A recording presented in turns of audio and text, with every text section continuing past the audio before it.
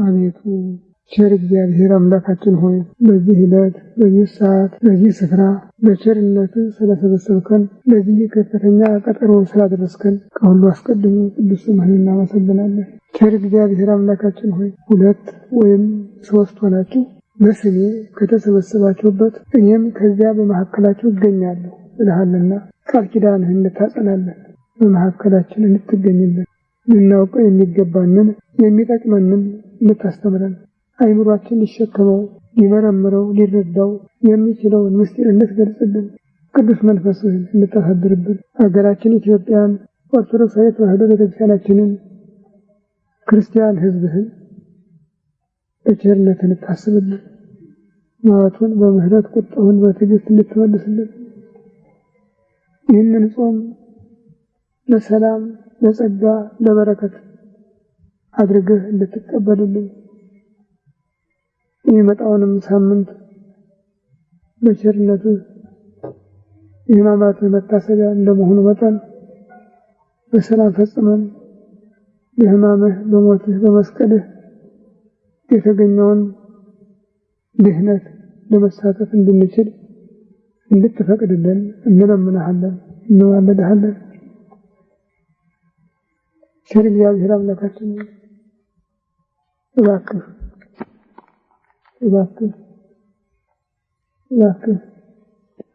ይህችን ሀገር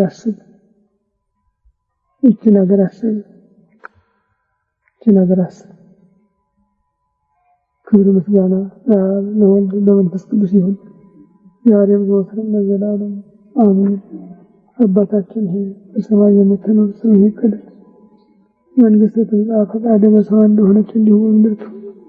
የዕለት ምግባችንን ዛሬ ስጠን፣ በደላችንንም ይቅር በለን እኛም የበደሉንን ይቅር እንደምንል፣ አቤቱ ወደ ፈተና አታግባን ከክፉ ሁሉ አድነን እንጂ መንግሥት ያንተ ናትና ኃይል ምስጋናም ለዘላለሙ አሜን።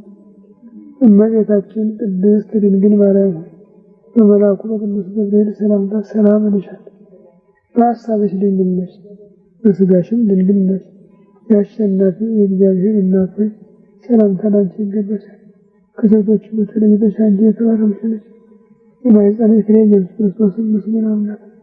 ጸጋን የተሞላሽ ደስ ይበልሽ፣ እግዚአብሔር ከአንቺ ጋር ነውና ከተወደደ ልጅሽ ከጌታችን ከመድኃኒታችን ከኢየሱስ ክርስቶስ ምሕረት እንደምኝልን ኃጢአታችንን ያስተሰርይልን ለዘላለሙ አሜን። ኦ እግዚእ ኢየሱስ ክርስቶስ በከመ እበየ ሳህልከ ወምሕረትከ ስረይ ኃጢአቴ ወኃጢአተ ኩሉ ሕዝብከ። ጌታዬ ኢየሱስ ክርስቶስ ሆይ እንደ ይቅርታ እንደ ቸርነት ብዛት የኔንም የሕዝብህንም ኃጢአት አስተስርይ። በማወቅ ባለማወቅ በማሰብ በመስራት በመናገር የተፈጸመውን ሁሉ እግዚአብሔር ይባርክልን።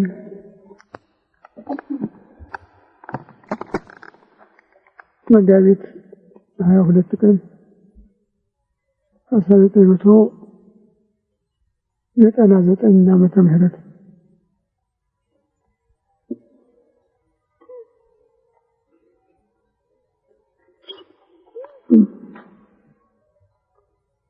ዛሬ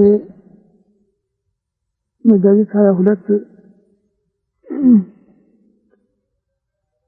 የአንድ ቀን መቀዳደም ሆኖ ነው እንጂ ጽንተ ሆሳዕና ነበረ። ጽንተ ሆሳዕና የሆነበት ቀን ዛሬ መጋቢት 22 ቀን ነው።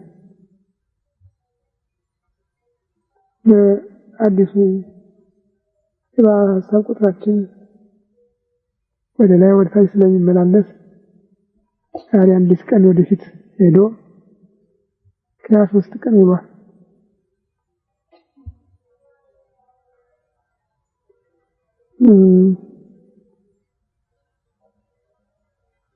የፋሲካ በዓል በብሉይ ኪዳን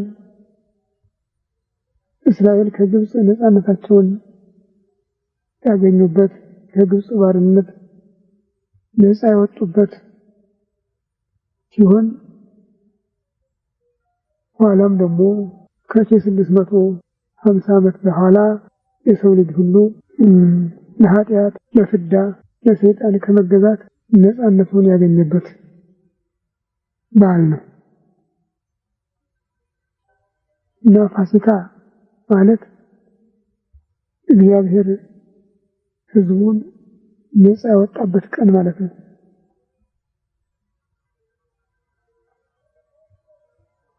ዋናው ነፃነታችን የአምሳል መሰረት ሊጋር የተጣለበት ነው። እግዚአብሔር ከኖህ ዘመን በኋላ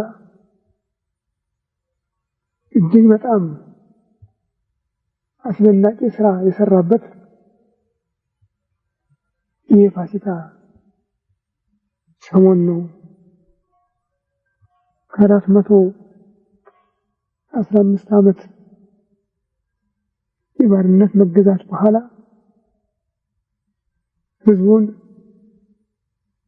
ከዚያ ቀንበር አውጥቶ በሱ መሪነት፣ በሱ ዳኝነት፣ በሱ ገዥነት የግል ሕዝብ በዓለም ፊት መርጦ ያሳየበት አስደናቂ ስራ የተፈጸመበት ነው። ሰው የእግዚአብሔርን ስራ አያደንቅም። ምንም ይደረግለት እንጃ ሰው የሰውን ልቡና የሚገዛ ነገር አለ ብሎ ማሰብ አይቻልም እንጂ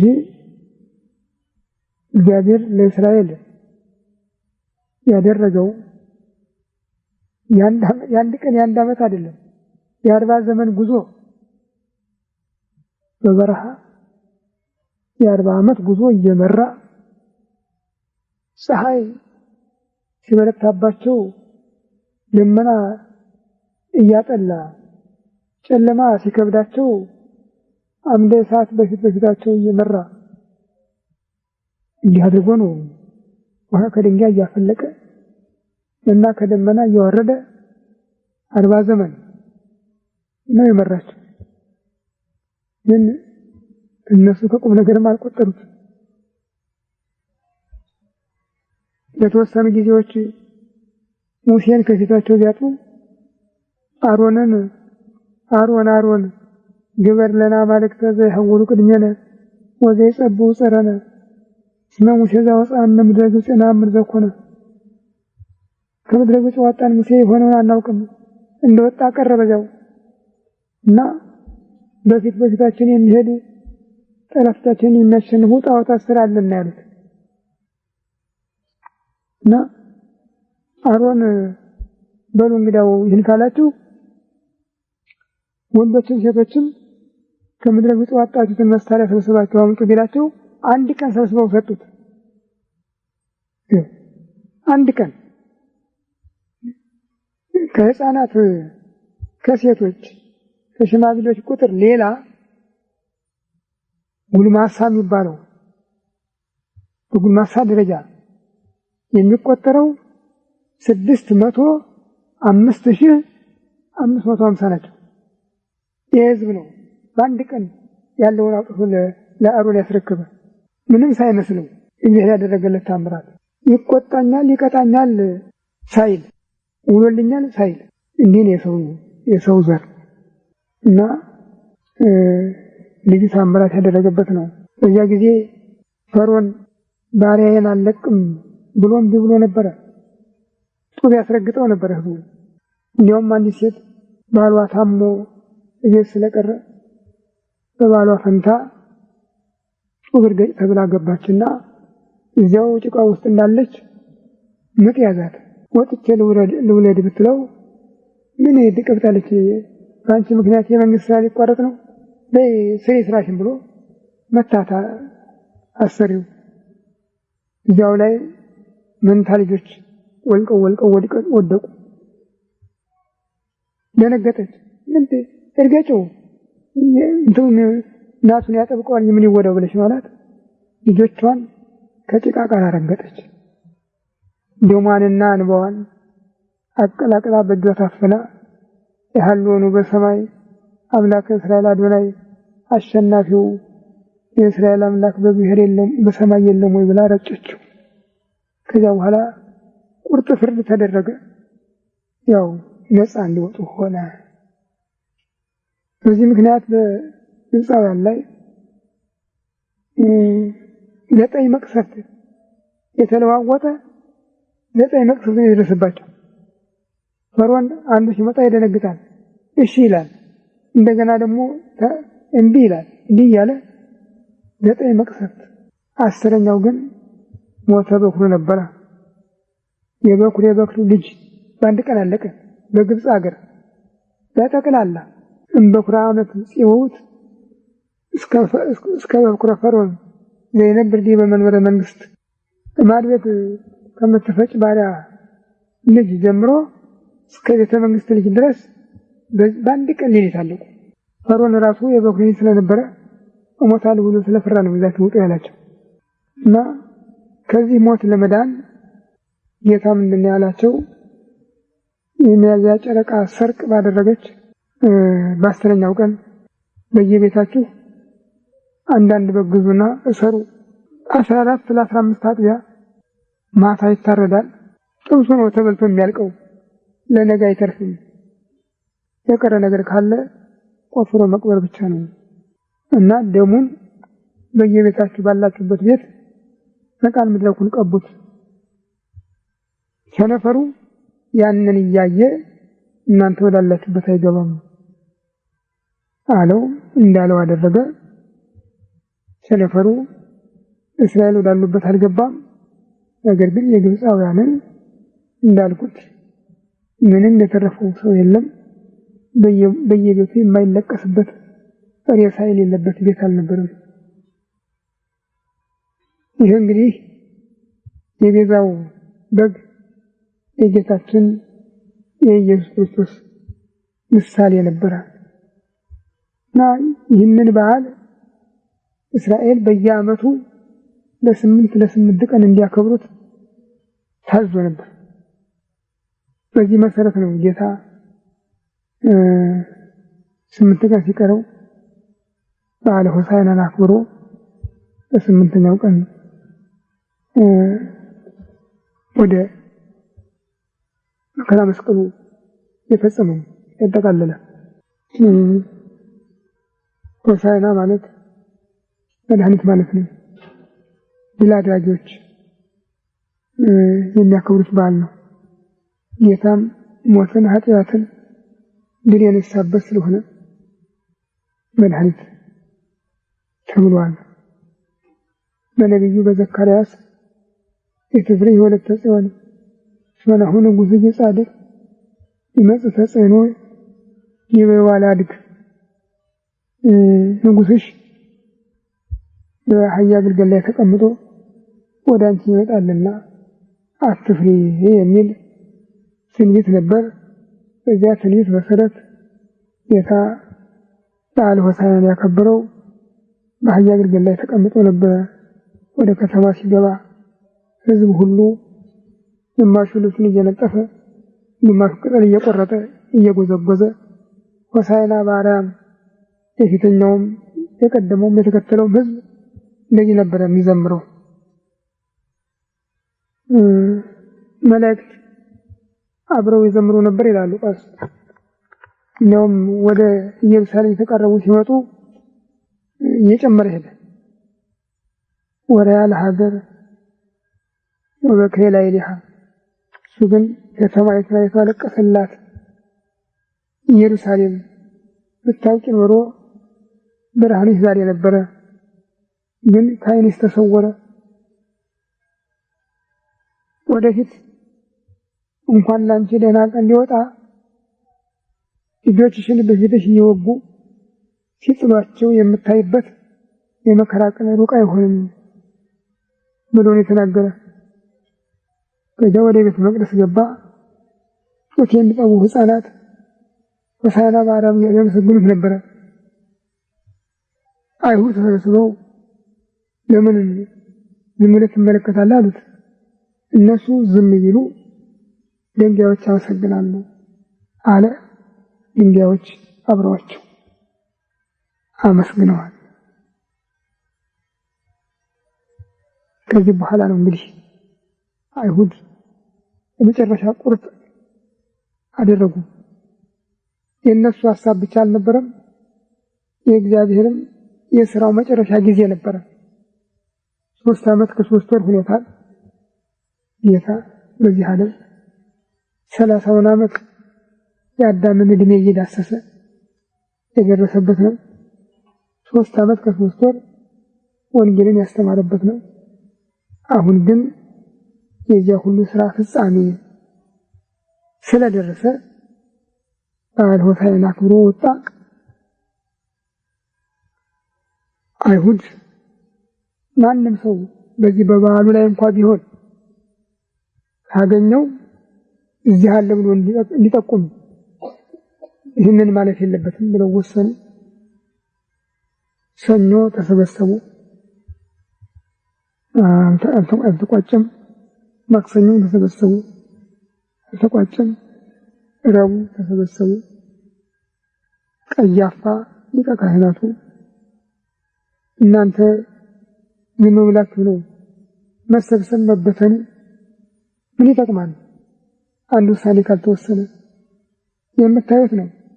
በየቀኑ እሱ ታምራት ልዩ ልዩ ታምራት ያደርጋል። በተለይም በዚህ ሳምንት ያደረገው 4 ቀን በመቃብር የከረመውን ሬሳ አውጥቶ ሰው ያደረገበት ታምራት በዓለም ሁሉ ወሬው የተዳረሰ ነውና እንግዲህ እኛ ምንም አለን ማለት አንችልም። አሕዛብ መጥተው ሀገራችንን ይቀሙናል። አንድ ውሳኔ መወሰን አለብን። ብዙ ሰው ከሚጎዳ አንድ ሰው እንግደል ነው ያለው። አንድ ሰው ይሙት እንኳን አያሉ። አንድ ሰው ብንገድል ይሻላል አለ። ሁሉም በዚህ ሐሳብ ተስማሙ። ረቡዕ ምክረ ሞቱ ተቆረጠ። ሐሙስ ማታ ተያዘ። ከሌሊቱ በ6 ሰዓት ዓርብ በ9 ሰዓት ነፍሱን ከሥጋው ለየ። በ11 ሰዓት ወደ መቃብር ወረደ። እሁድ በመንፈቀ ሌሊት ተነሳ። እሁድ ማታ ለደቀ መዛሙርቱ ተገልጦ ስራውን መጨረሱን አስረድቶ ስልጣኑን ሁሉ የሰማይና የምድር ስልጣን ተሰጠኝ ብሎ ከተናገረ በኋላ ኃጢአቱን ይቅር ያላችሁት ይሰረይለታል፣ ኃጢአቱን ይቅር ያላችሁት አይሰረይለትም ብሎ በእያንዳንዳቸው በ11ዱም ደቀ መዛሙርቱ ላይ በፊታቸው ላይ ብሎ መንፈስ ቅዱስን ካሳደረባቸው በኋላ ጠቅላላውን የቤተ ክርስቲያንን ስልጣን ለነሱ ሰጠ። ቤተ ክርስቲያንን መሰረተ። የሰው ልጅ ሙሉ ነፃነቱን ለኃጢአት ለፍዳ ለሰይጣን በመገዛት በቁራኝነት ታስሮ የነበረበትን ዘመን ሁሉ ጨርሶ አሁን ገብረ እግዚአብሔር ወልደ እግዚአብሔር የእግዚአብሔር ልጅ የእግዚአብሔር ባሪያ ወደሚባልበት ዓለም ገባ ማለት ነው። በዚህ ነው ይሄ በዚያ በእስራኤል ነፃነት ምሳሌ ለሕዝበ ክርስቲያን ሁሉ የተሰጠ የነፃነት ቀን ነው።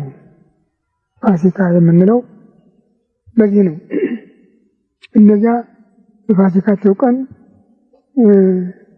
የቤዛውን የፋሲካውን በግ አርደው በዓላቸውን አክብረው እንደወጡ እኛም የፋሲካችንን በግ ኢየሱስ ክርስቶስን መስዋዕት አድርገን ወደ ዘላለም ሕይወት ወደ መንግሥተ ሰማያት ለመታደል ለመሸጋገር የታደልንበት ዕለት ነው። ግን ችግሩ እንደምን እንዳልኩት እስራኤል እግዚአብሔር ያደረገላቸውን ውለታ ሳያውቁ በመቅረታቸው እንኳን እሱን ሊያመሰግኑበት ለራሳቸው የተመደበላቸውን ተስፋ በማጣታቸው አዳኛቸውን ደሙ በእኛና በልጆቻችን ላይ ይሁን ብለው ራሳቸውን ከተስፋ ውጭ በማድረጋቸው እስከዛሬ ደማቸው ይፈሳል። ይኸው እስከዛሬ ደማቸው ይፈሳል። በሁለተኛው የዓለም ጦርነት ሂትለር 6,000 ሚሊዮን አይሁዳውያን ነው በአንድ ላይ ያስፈጀው።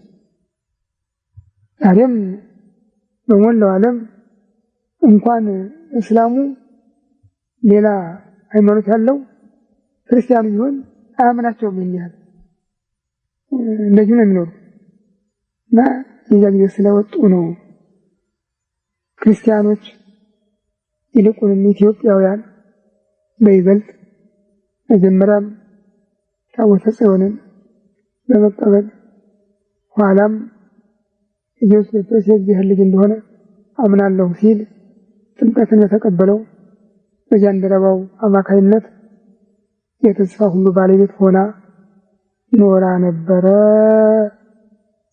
ዛሬ ይኸው ሁሉንም ከጭንቅላታችን እንዳቧራ እያራገፍን ባዶ እጃችንን እየቀረን ነው። የሚያሳዝን ነው። ባዶ እጃችንን እየቀረን ነው። እኔን የሚያሳዝነኝ ሌላው አይደለም።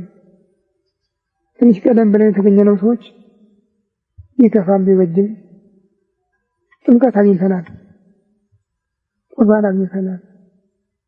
በዚህ በቅርብ ጊዜ የተወለዱ ሕፃናት ግን ጥምቀት ቁርባን አልባ ሆነው ክርስትናን ሳያገኙ መቅረታቸው ያሳዝነኛል። መመለስም አልተቻለም። እየባሰው ከሚሄድ በስተቀር የሚቀለው ነገር አልተገኘምና እንጃ ነገሩ በጣም እየከበደ ነው። ሁኔታውን ስንመለከተው ደግሞ በኢትዮጵያ ብቻ ሳይሆን በጠቅላላው ዓለም እየተጋጋለ ነው የሄደው፣ እየተጋጋለ ነው። በስነ ፍጥረትም አንፃር ብንመጣ ሁሉ ነገር የነበረ መስመሩን እየለቀቀ ነው።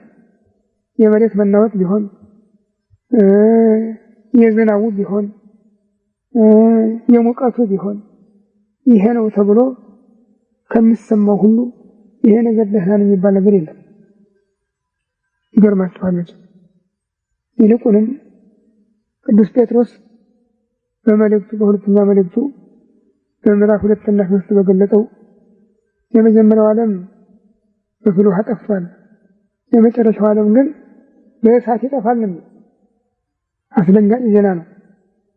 መገኒ ወኩሉ ግብር ዘላይሊሃ በወየተ እሳት ይትመሰው፣ ምድርና በእሷ ላይ ያለው ሁሉ በእሳት ነበልባል እንዳልነበረ ይሆናል ነው። እንግዲህ ይሄ ምን ያህል የሚያስደነግጥ ነው። ይሄንን ከሌላው ዝግጅት ጋራ ሳይንቲስቶችም እያስፈራሩን ነው። ሙቀት እየጨመረ መጥቷል እያሉ ሌላውን ዝግጅት ግን ስናየው ቅዱስ ዮሐንስ በራእዩ በምዕራፍ 16 የገለጠው ሁሉ አሁን ተራ በተራ ስራ ላይ እየዋለና ሰልፉ እየተደራጀ ጸቡ እየተሟሟቀ በቀሉ እየተጋጋለ በመሄድ ላይ ነው። የነ ኢራንን የነ ኢራቅን የነ ሰሜን ኮሪያን ሌሎችንም ሁሉ ስንመለከት አሁን እየጨመረ ከሚሄድ በስተቀር የሚቀንስ ነገር የለም። በኢትዮጵያ የመጀመሪያው የዓለም ጦርነት አድዋን ተከትሎ የመጣ ነው። የሁለተኛው የዓለም ጦርነት የፋሽስትን ጦርነት ተከትሎ የመጣ ነው። የአሁኑ ደግሞ የሶስተኛው የዓለም ጦርነት አስከትሎ መምጣቱ ነው። እንግዲህ ግን የዚያ ጊዜ በለውጡ ፋታ እያገኘን ነበር። አሁን ግን ፋታ የሚሰጥ ለውጥ ያለ አይመስልም። ምክንያቱም ሃይማኖቱ ስለጠፋ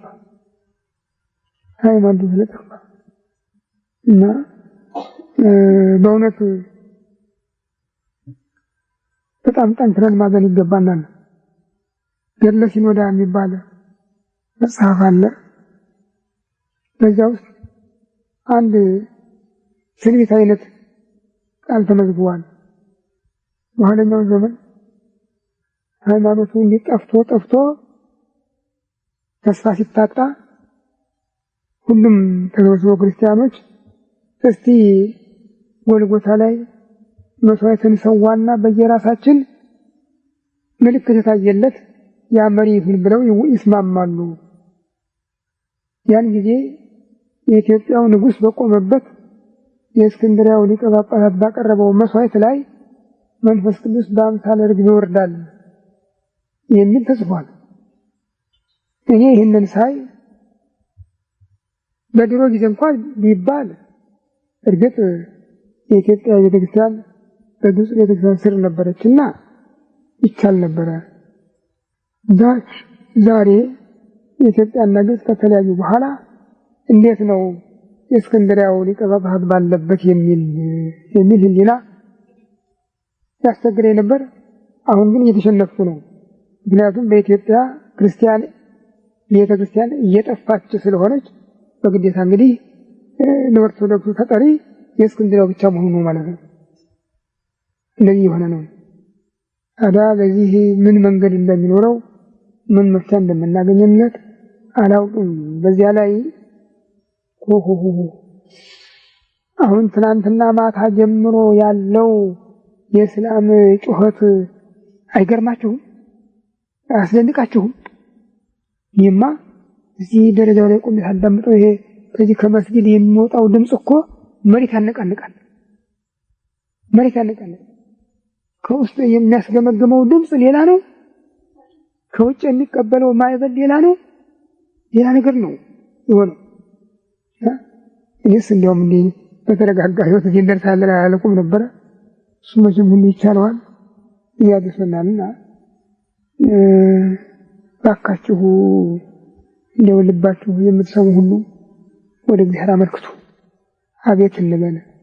አሁን እንደ ትናንትናው በቤተ ክርስቲያን ጸሎት ማይጠንት መስዋዕት የምንጠበቅበት ጊዜ አልሆነም። አሁን እያንዳንዳችን አቤት ማለት አለብን። እያንዳንዳችን መጮህ አለብን። በነፍስ ወከፍ ማማ ይልበለው ልጆች ለአንዱ ታቆር ሳይጅ እንደሆነ እኔስ ማማ ይልበለ እንደዚያ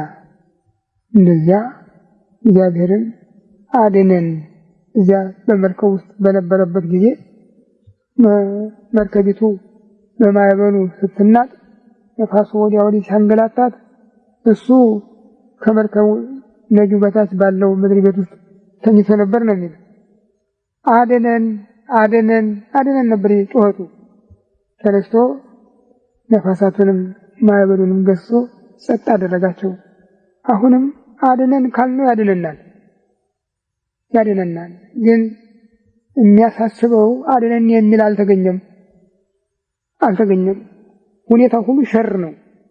ሸር በጠቅላላ እና ሰው ትንሹም ትልቁም የሸር ቋንቋ ይዞ ነው ያስቸገረና እግዚአብሔር የሰውን ልቦና እንዲመልሰው አቤት እንድንል ያስፈልጋል። ሁላችሁም አደራ የምልህ ነው። ዘወትር እንዲሆን የምናገርህ ነው። እግዚአብሔር ደግሞ አሳልፎ ቸርነቱን ለመመስከር ጌትነቱን ለማመስገን እንዲያበቃን መጸለይ አለብን። እችም ቀን መንገደኛ ነው። ጉዞውን አያቋርጥም፣ ይሄዳል። እኛ ሄዳ አይመስለንም እንጂ እሱ ይሄዳል። እንግዲህ እኔ እንኳን ባላቅም እንግዲህ 84 ዓመት ማለቴ ነው። ነገ መጋቢት 23 ቀን እንደ ዘንድሮ ሆሳዕና ድር የሆነበት ቀን ነበር ይባላል። ዘመኑ ሉቃስ ነው። ይገርማቸው ነው። እንትኑ ብቻ ነው ይለያል።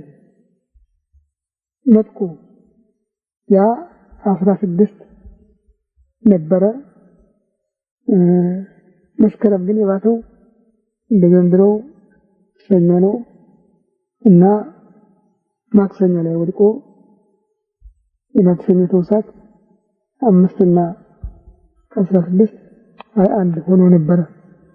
የሆሳዕና ተውሳክ 2 21 እና 22 23 ነበር። ዘንድሮ ደግሞ 18 ወቅት ነው። 3 ተውሳክ ነው። ደግሞ ሐሙስ ነበር ያለው 3 እና 18 21 መጋቢት 23 ሆሳዕና እንግዲህ ያን ጊዜ የሆነ ተስፋ ነው መሰለኝ ወደዚህ አስገባኝ።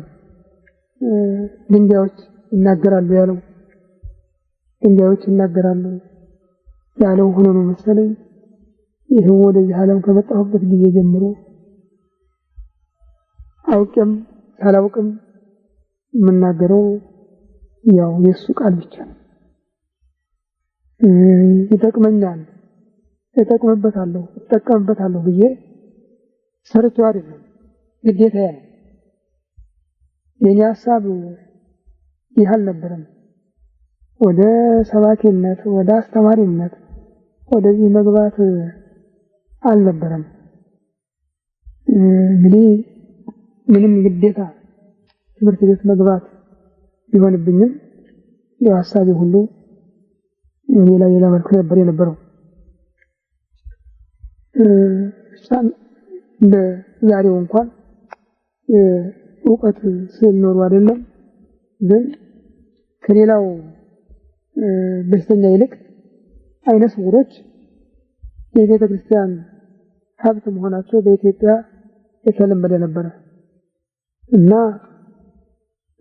በሌላ አገልግሎት እንኳን ባይሰለፉ በመምህርነት፣ በድጓ መምህርነት፣ በቅኔ መምህርነት፣ በመጽሐፍ መምህርነት ይሄ ቦታቸው ሆኖ ነው ይኖራል። እንዲያው ግድ ሆኖ ካልቀረበት በስተቀር እንዲያው ሳይማር የሚቀር አይነ ስውር በኢትዮጵያ አልነበረም። የቤተ ክርስቲያን አገልጋይ ማለት ሰዓታት የሌሊት ሰዓታት የሚያገለግልበት ነበረ። ሰብሮ ገብ ተንጣጣ ነው አይንን ያጠፋው ይባላልና በጣም ጠንክሮብኝ ስለነበረ የአባቴ እናትና የእናቴ እናት ሁሉም ለየራሳቸው ይሳላሉ።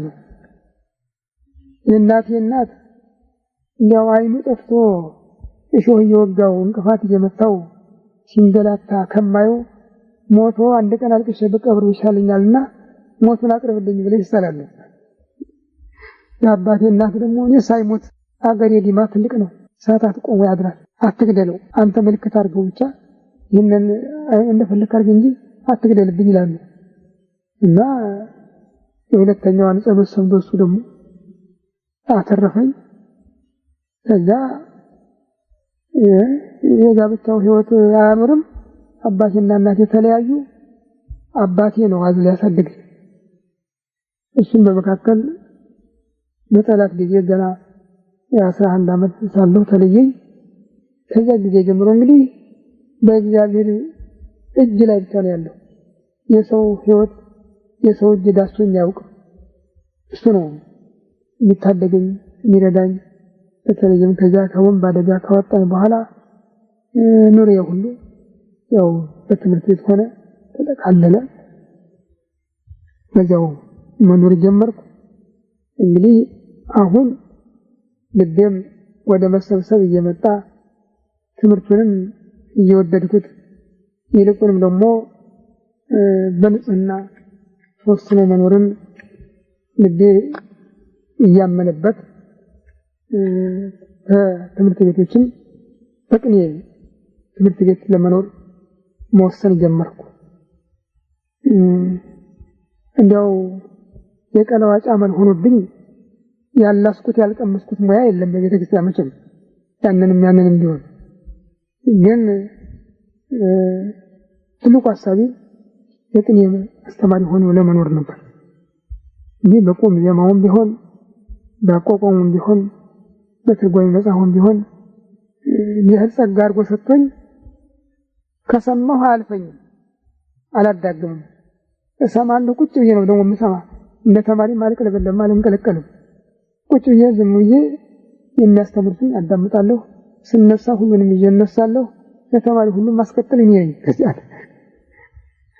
እና ትልቆቹ ያም የመጣው ሁሉ ይደበድበኛል፣ ተመልሶ ደግሞ ይጠይቀኛል። ይደበድበኝ ይቺ የመላጭ እንጨት እያለ ይደበድቡኛል። ተመልሶ ደግሞ ይመጣሉ። እንዳያልኩኝ ኖርኩኝ። እንዲያውም በተለይ የአቋቋም አስተማሪዬ አገልግሌን ተሸክሞ ባህር ሲገባ አይቼዋለሁና ቤተክርስቲያን ያገለግልም ይሄ ከተማ ነው የሚገባ አላስተምርም ብሎ እንዳልኛ እንደዚህ ማማር ተጠፋኝ ዝም እንዳለል ሳልጨርስ ልቀር እኔም ቸግረኝ የዲስ ሲቀሰቀሱ ተማሪዎች እነሳለሁ ከነሱ ጋር ቁጭ እላለሁ ድምጤን አላሰማም ዝም ብዬ አዳምጥ አድራለሁ በማግስቱ ግን እነዚህ ተማሪዎች ሁሉ እኔ ይጀገኛለሁ እያልኩ ነው የደረስኩኝ ለነገሩ ሰውየው ጸጋ ነበራቸውና ይሄ አሁን ያለሁበት ሁኔታ ተገልጦላቸው መሰለኝ ነው እንዴ ከቤተሰብ ተገልየ የምኖርበት ጌታ አይቷቸው ነው መሰለኝ የሚል አሁን የተሰማኝ ነው የዛ ጊዜ ግን እንትን ይመስለኝ ነበር ያለው ነው እግዚአብሔር ግን ባሰበው ሁሉንም ያላሳየኝ ነገር የለም የቀነሰብኝ ነገር የለም ሁሉንም ሁሉ አሟላልኝ እና የቀረኝ ነገር በቅኔ ትምህርት ቤት ወራለሁ ብዬ አዲስ አበባ ተክለ ሃይማኖት እንኳን 12 ዓመት ነው በመቃብር የተቆየው ተመልሼ ወደ ባላገር ልሄድ ስነሳ እታመማለሁ እታሰራለሁ እንደገና ለምኜ ተክለ ሃይማኖት ተዋጽኝ ነው ምንድን እና ከዛ በኋላ ቁርጣውኩና ተውኩት አንድ ሽማግሌ ተሰግበው ነበሩ እንዲህ ሆነ እስከመቼ ነው የምትኖረው እዚያስ ባላገር ቢሆን እንዳልከው ተማሪ የሚገኝ ነበር ለምኑ የሚያበላ እዚህ አሁን ቢመጣ ተማሪው የከተማ ልጅ ነው እየተማረ ከሚሄድ ተቀዳምተን ለምኑ የሚያበላ አይኖር በግድ አንድ ሰው አንድ ነገር መሆን አለብህና እዚህ እንደው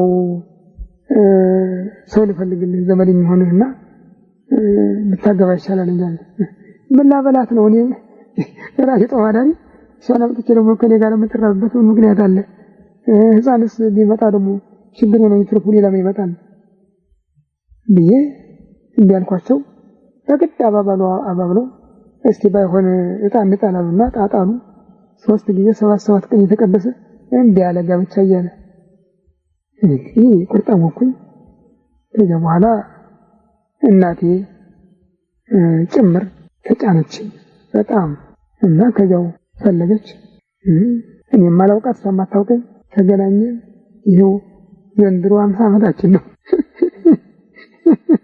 እሱ ባለው ሆነ ሁሉም እኔ ስንቅ የለኝም ያልኩ ሰውዬ 30 ብር ደሞዝ ብቻ ነበር የነበረችኝ እሱ ቅዱስ አቡነ ባስልዮስ የመጀመሪያው ፋት ጋር አባታችን ተዳር ልጅ ነው እንደዚህ አልኳቸው ሳቆኝ አቤት በ30 ብር ሚስት ትመጣለች ልጅ ይወለዳል እንደው ጉድ እኮ ነው አስተዳደሩ ያልቀለዱብኝና ትልቅ ሰው ነበር በእውነቱ ይጠብቁኝ ነበር በጣም ሰው ይሆናል ብለው ይጠብቁኝ ነበር አንድ ቀን 70 ብር ጨመሩልኝ ያን ጊዜ በዛ ጊዜ ገንዘብ ያው 70 ብር ጨምረው 100 ብር አደረጉልኝ ደግሞ ወዲያውኑ የእሳቸው ገድ ሆኖ የፋሲካ ያን ዘንድ ቀርቤ እኔ ያበረከትኩ ብዙ ነገር ተነጋገርን ከጃንሆይ ጋራ እና በዛ ምክንያት ትምህርት ሚኒስቴር በዩኒቨርሲቲ ማታ በሳምንት አንድ ቀን ለ40 ደቂቃ እያስተማረ 125 ብር ብለው ወሰኑልኝ አንድ ጊዜ 225 ብር አገኘሁ የሱ ስራ በጀም ይሄው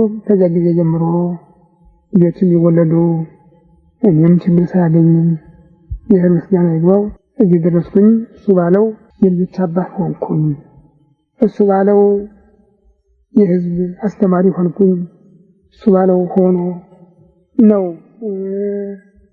የሁሉም ነገራችሁ የሱ የቸርነት ስራ እንጂ የኔ ፍላጎት አይደለም በ40 ዓመተ ምህረት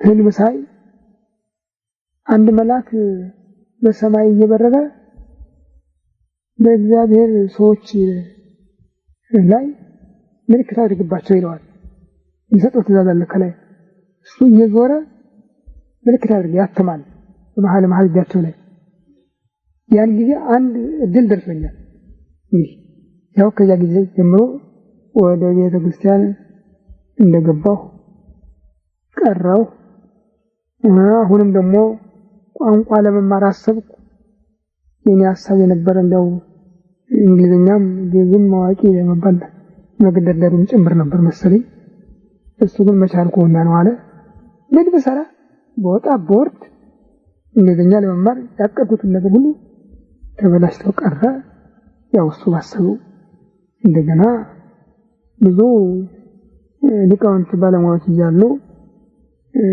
እዚህ አንደኛ የቅኔ መምህርና የደብሩ ሰባኪ ሆንኩ። የመምህራን ኒሻን መታደል ሲጀምር ወርቅ ሜዳይ ተሸለምኩ። ተከትሎ የቤተ ክርስቲያን የሊቃውንቱ ፕሬዝዳንት ሆንኩ። እስከ ጊዜ ድረስ ቤተ ክርስቲያንን እሱ በሰጠኝ አደራ አገለገልኩ እና ስሰለፍ ይህን እናገራለሁ ይህን አስተምራለሁ ብዬ አልነሳም።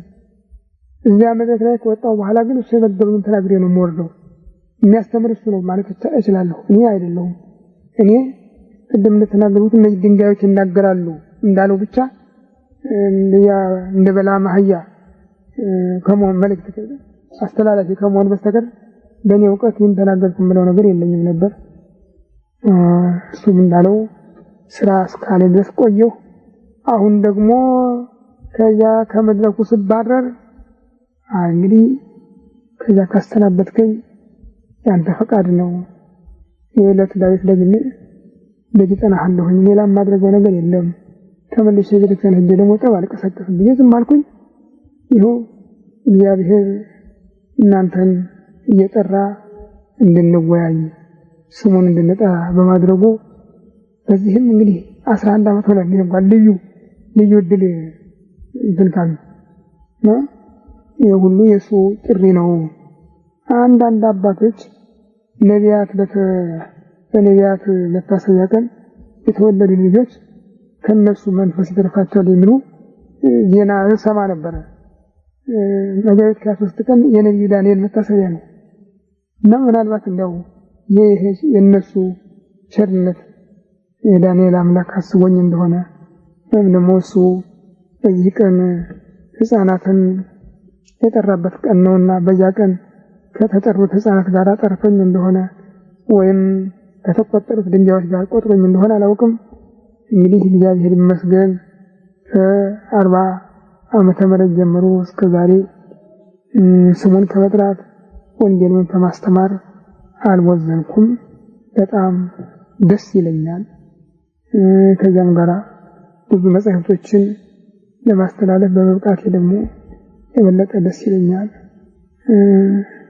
አባቶች ጠንካሮች ነበሩ፣ ባለሙያዎች ነበሩ፣ እውቀቱም ጉልበቱም ነበራቸው።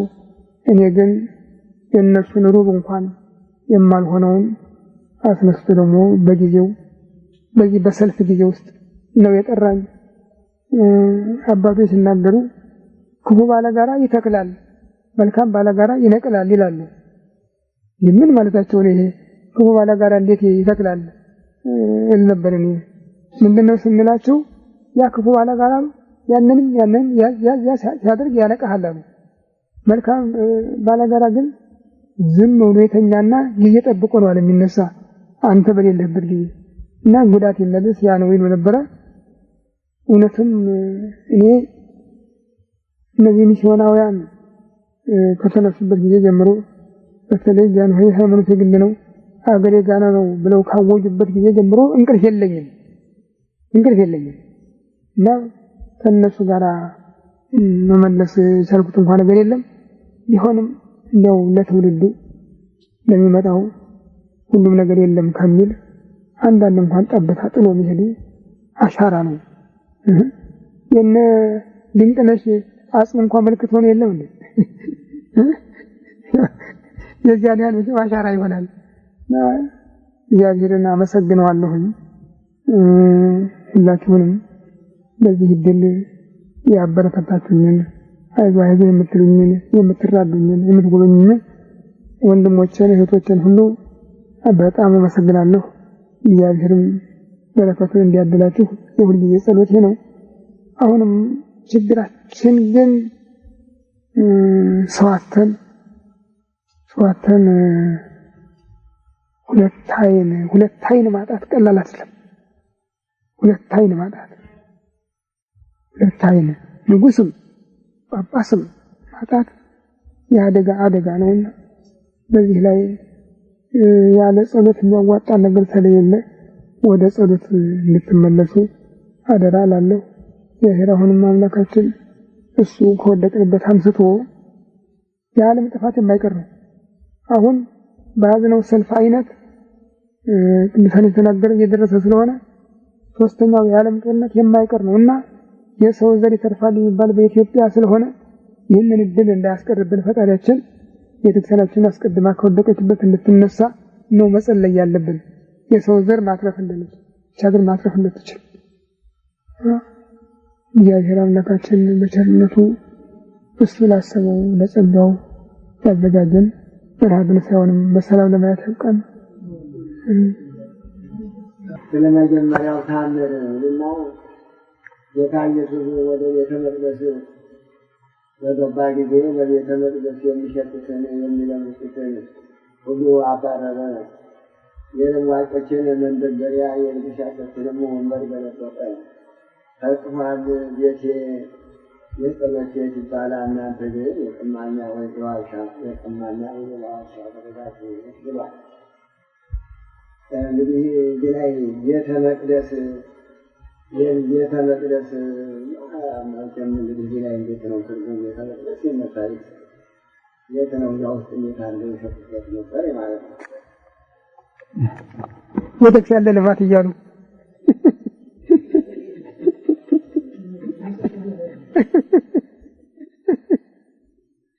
ሰሞይ ቤተክርስቲያን ለልማት እያሉ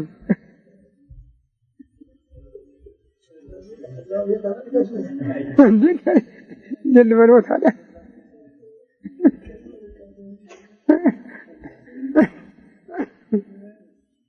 ጀልበል ወታለ እነሱስ ምክንያት አላቸው። ምክንያት ያደረጉት ምንድነው? በዛ ጊዜ የነበረው መስዋዕት ላም፣ በሬ፣ በግ፣ ፍየል፣ እልፍ ደግሞ ርግብ፣ ዋኖስ ነው። የሚቀርበውም ወርቅ፣ ብር የሚሰራው እንትኑ ሁሉ መገልገያ ዕቃው ሁሉ ጽዋው፣ ጠረጴዛው ሁሉ ነገር ከወርቅ ከብር የሚሰራ ነው። በዚህ ምክንያት ያንን ለምዕመናን እንዲቀርብ ማለት ሻጮችም ተቀባዮችም እዚያ አካባቢ መሸጫ መለወጫ አድርገውት ነበር። ባንኩም እዚያው ነበር እንትን የሚለው እና በዚህ ምክንያት ነው ያ የሰፋ። ይልቅ እኛ የሁሉ በሌለበት ይኸው ቤተክርስቲያን ለልማት እያልን ሱቅ ደርደረንበት የለም እንዴ? እነዚያማ ምክንያት ነበራቸው። ጌታ አልተቀበላቸውም እንጂ ምክንያታቸው ይሄ ነው። ያለ መስዋዕት እየሰነዳ ይመጣል። በሬው፣ ላሙ፣ በጉ መርጦ እንዲገዛ ጥሩ የሆነውን የሰባውን፣ ወፈረውን፣ ወክቱን፣ ሰንጋውን እንዲገዛ ደግሞ በዚያ ላይ ለመስዋዕት የማይሆኑት እንደ አህያ፣ እንደ ፈረስ፣ እንደ በቅሎ ያሉት ደግሞ ዋጋቸው ተገምግሞ ይህን ያህል የሚባል በቤተ መቅደሱ ሚዛን የተገመገማል የሚከፈል። ያንንም የሚያስከፍል እዚያው ነው። ማንኛውም ሰው ያለውን ንብረት ቤተክርስቲያን ታውቀዋለች ማለት ይቻላል። እሷ የማታውቀው ነገር የለም። ለምን? ሁሉ ከቤተክርስቲያን ጋር የተያያዘ ነው። ላሙ፣ በሬው፣ በጉ፣ ፍየሉ መጀመሪያ የተወለደ ሁሉ የእግዚአብሔር ነው። ባለቤቱ አይጠቀምበትም፣ በኩራት ነው እና ስለዚህ ያንንም የምትቆጣጠረው ቤተክርስቲያን ናት። ያንንም ደግሞ ስትቆጣጠር የሚያስመዘግበው ሰውየው ነው መጥቶ። እንግዲህ እንኳን ለአንድ መንግስት ህዝብ ለዚህ ለተክለሃይማኖት አካባቢ ይሄ ቤተክርስቲያን ይበቃል። በዚህ አይነት ይመጣ አይበቃም። ያኮ የአንድ መንግስት የእስራኤል ህዝብ በጠቅላላ እዚያ ነው የሚያስመዘግበው። በኩራቱንም ሁሉንም የሚያዋጣውን መዋጮ አስራቱንም የሚያደርገው እዚያው ነው። ልጆች ቢወለዱ እዚያው ነው። ሰዎች ቢታመሙ እዚያው ነው። ሁሉ ነገር እንግዲህ አንድ ቤተ መቅደስ ብቻ ነው ያለ። ይሄ ነው። ይሄ ስለሆነ ነው ያባዛው ነገሩን። ቢሆንም እነሱ ማስተላለፋቸው ጥሩ ስላልሆነና ጊዜው ደግሞ ስላለቀ ጊዜው አለቀ። አሁን ያን ያህል በግ የሚያንጋጉበት ጊዜ ማለት ነው። ያን ያህል ፍየል የሚነዳበት ጊዜ አይደለም። አንድ በግ ብቻ ነው። ሌላ ያውም ይበሉት አያልቅ። እስከ ዛሬ ገና እስከ መጽሐፍ አላልቅ ብሎ ያስቸግራል። እና ጊዜው ስላለቀ ነው እንዲህ ያላቸው እሱ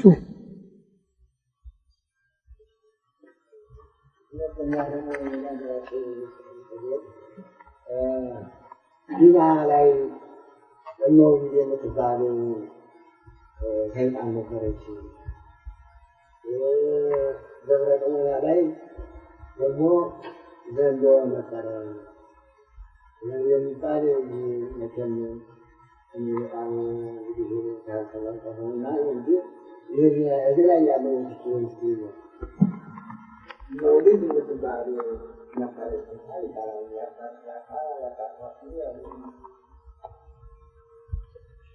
ይሄ በኢትዮጵያ በሁሉም ስፍራ ያለ ነው። የመናፍስት ፈተና አለ እና እዚህ ሀገር የሚባል አይደለም። በየሁሉ ቤት በየሁሉ ሀገር ልምድ ለውጠዋል እንጂ የመናፍስት ጠባይ የሌለበት እንደተያዥ እንደ ቁራኛ አይነ ጥላ የምንለው ይህን የመሳሰለው ሁሉ ከዚያ የተወረሰ ነው። እዚያ የመጣ ነው። ያ ጊዜ ትምህርት ወንጌል አልገባም። እዚያ አካባቢ ወንጌል አልገባም ነበር እና ወንጌል ስላልነበረ ወንጌል ስላልተሰበከ ህዝቡ በእንደዚህ ያለ በመናፍስት ቋንቋ ይሳብ ነበረ። ለዚህ ነው ሊማ አቡነ ተከስተ ብርሃን ገብተው ያችን አባረሩ። ደብረ ጽሙና ደግሞ አቡነ ሲኖዳ ገብተው ዘንዶውን ገደሉ። ከዚያ ወዲህ ግን ያ የክርስቲያን ሀገር ሆነ።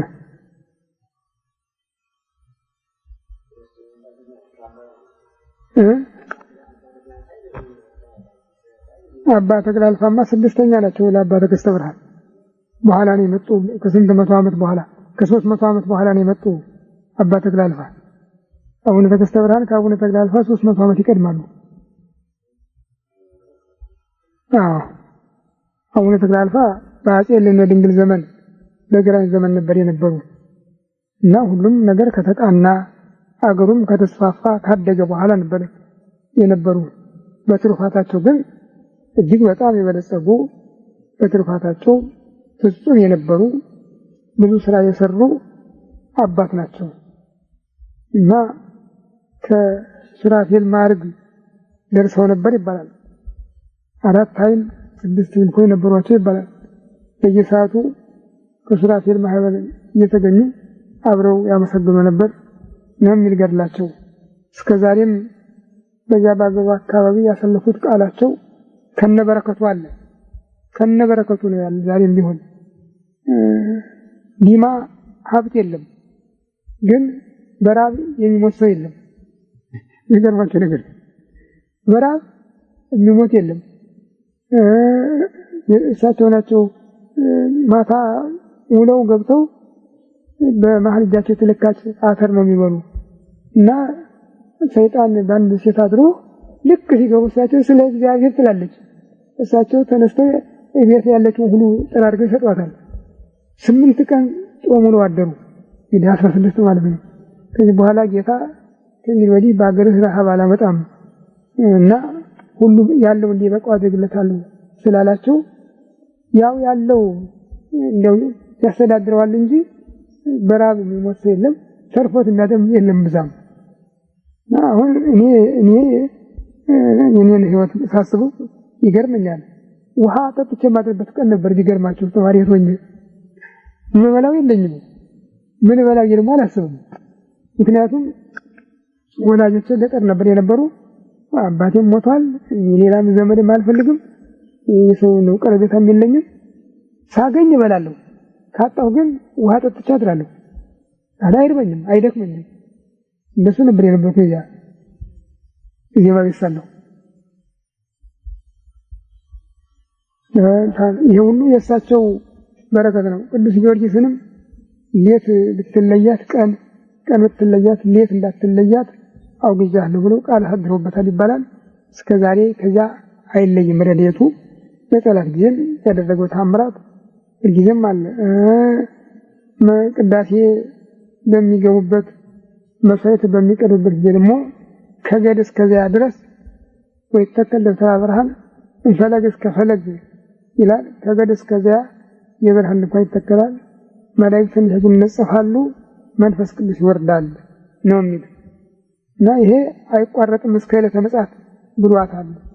ደብር ልዕልት ደብር ቅድስት ብሎ ወደ ደብረ ሊማኒ ወደ ሳንዘይብል ይላሉ በተናገሩት ለተማሪዎቻቸው ደብር ልዕልት ወደብረ ቅድስት ብሎ ባርኳታል ነው የሚሉ።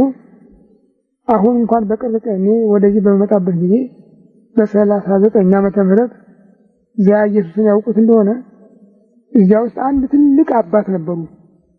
ከደጋዳሞት የድጓ መምህር ነበሩ። ባለቤታቸው ሲሞቱ ጊዜ አክሱም ይሄዳሉ። ሁሉንም ትተው አክሱም የታቦተ ጽዮን አጣኝ ናቸው አሉ። ብዙ እድሜ የነበራቸው ሽማግሌ ነበሩ አሉ። እሳቸው አይ ያንተ ሀገርህ እዚህ አይደለም ዲማ ነው፣ ዲማ ሂድ ብለው ይልቁንም በምስራቅ በኩል ባለው ገዳም ነው አገልግሎትን የምትፈጽም ብለው ላኳቸው። እዚያ እሳቸውን አግኝቼ አነጋግሬያቸዋለሁ። በዚህ በጎባ በነጉበና ያለውን ህዝብ ከ7 እስከ 9 በሬ ፍቱ እያሉ ይከለክሉ ነበር ገበሬውን ከሚያርስበት። ምን ማለት ነው አባቴ?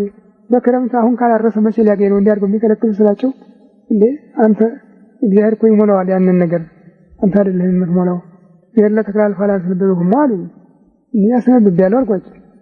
እንዲህ የሚል አለ አይደለም አሉ። አሁን አልኳቸው ታዲያ አሁን እሱ አለ ብለው ነው የሚደነቁ አልኩ። አለ አሁንም ዛሬም አልተለወጠም አሉ። አልተለወጠም እስከ ዕለተ ምጽአት ነው ያላቸው። እስካሁንም አለ። መንፈስ ቅዱስ ይወርዳል፣ መላእክት ይነጠፉበታልና ገበሬዎች በሬ የሚነዱባቸው መላእክት ላይ ነው። ለዚህ ነው እሱ የሚሰጣቸው ይበልጣል ብዬ ነው ብለው ነግረውኛል። እያሰየ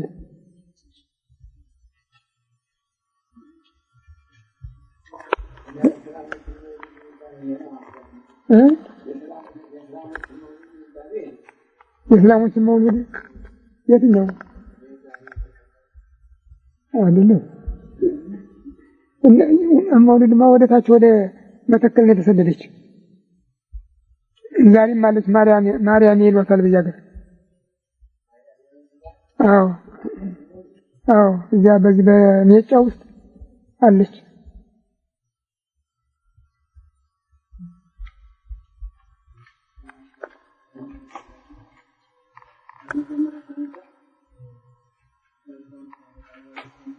አቤት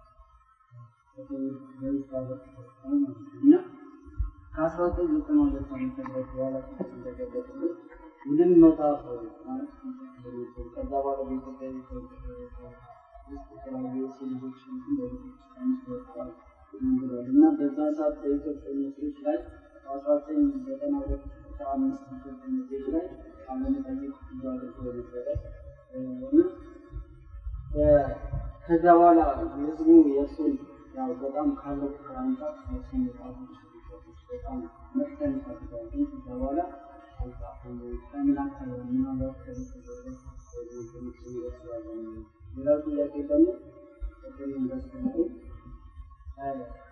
አስካ ማለት ነፃነት ማለት በራሱ ምን ማለት ነው? ለምሳሌ ህዝቡ በህገ መንግስት በዓለም አቀፍ ደረጃ እንኳን ስናይ የሰው ልጆች በተፈጥሮ የመናገር ነፃነት አላቸው። አሁን ደግሞ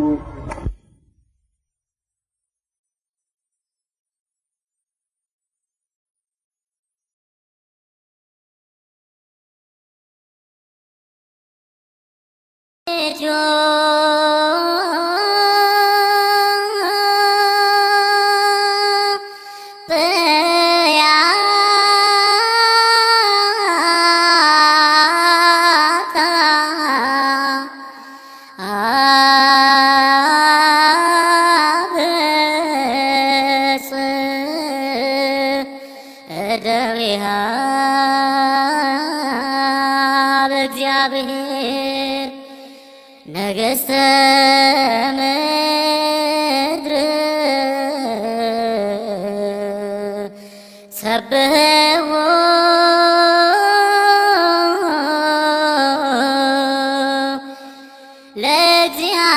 ለእግዚአብሔር